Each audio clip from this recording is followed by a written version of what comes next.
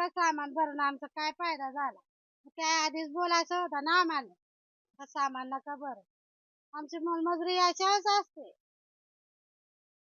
काय विकता तुम्ही?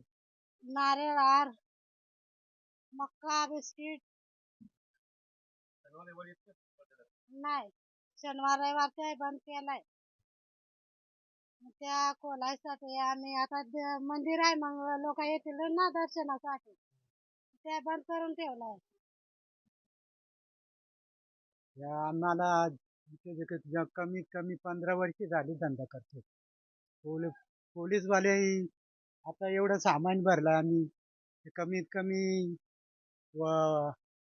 10-15 हजाराचं सामान आणलंय, तेवढं फुकाट गेलंय.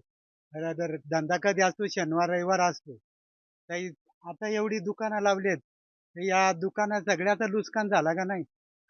पोलीसवाले बंदी घातली, त्या खुला करावा असं आमचं म्हणणं आहे. फक्त 2च महिन्यात धंदा असतो आमचा. मग कुठे मजुरी भेटेल तिथे जातो आम्ही मजुरी. इकडे हे प्राचीन मंदिर आहे शंकराचं, याच्या दर्शनासाठी पर्यटक येतात. पावसाळ्यामध्ये खूप गर्दी होती, परंतु जे बंद केलेलं आहे, पाण्याचा धोका आहे, तिथे पोलीस बंदोबस्त लावून तेवढा एरिया जर बंद केला तर ठीक आहे. पण बाकीचा जो दर्शन आहे, पर्यटक येतात लांबनं, त्यांना एक सुविधा म्हणून हे बंद नाही करायला पाहिजे, चालू करायला पाहिजे. आणि त्याच्यामध्ये इथे पण काही गावामधले काही गोरगरीब लोक आहेत, त्यांचे छोटे मोठे धंदे आहे आणि त्याचं पोट पाणी त्यांच्यावर चालतं. तर प्रशासनाने ते एक लक्षामध्ये ठेवून तर त्यांचा पण रोजीरोटी तुटली नाही पाहिजे. आता isakal.com आहे देशातील नंबर 1 ची मराठी न्यूज वेबसाईट.